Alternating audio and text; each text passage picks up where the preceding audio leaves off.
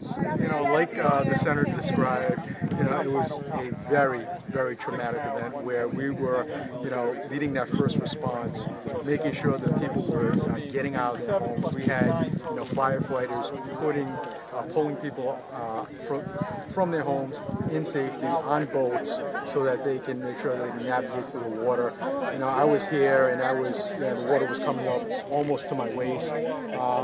Even afterwards, as I was going into the homes, you saw the devastation where the water was going up onto their first floor, and you can see the watermarks of where it really, almost flooded, half of that first floor. So, certainly a lot of devastation.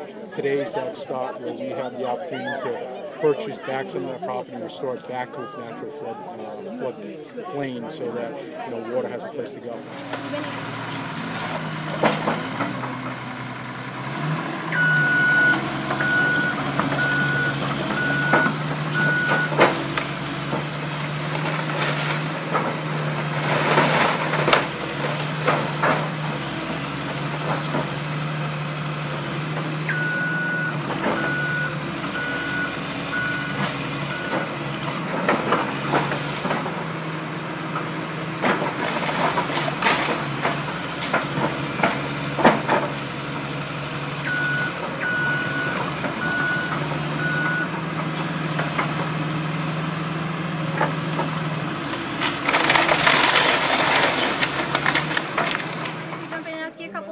I know it's an emotional day. It is an emotional day, and I teared up a little bit. I'm a little surprised at that, but...